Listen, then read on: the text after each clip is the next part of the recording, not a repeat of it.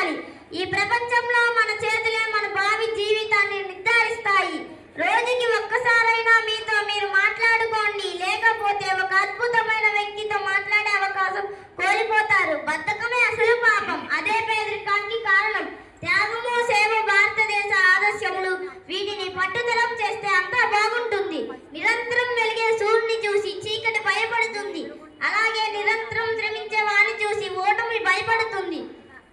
ప్రయత్నంతో సమానమైన బంధువు మనిషికి మరొకటి లేదు. జీవితం నిత్య చైతన్య స్రవంతి. కొండలు ఎదురైనా అధిగమించి లక్ష్యాన్ని చేరుకోవడమే జీవితం.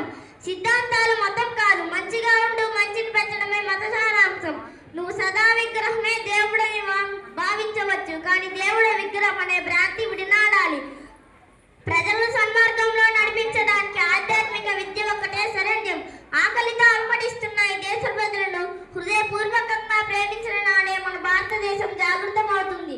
ఇతరుల సేవలో తమ శరీరాన్ని ఆహుతి చేసుకున్న వారే ధన్యులు. అపార విశ్వాసం, అనంత శక్తి, ఇవే విజయ సాధనకు మార్గాలు.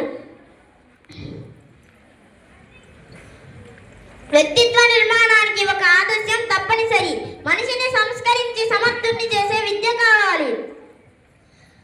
వ్యక్తిత్వ నిర్మాణానికి ఒక ఆదర్శం తప్పనిసరి. సహనం లేని వ్యక్తి అన్నిటికీ విజయం పొందలేడు.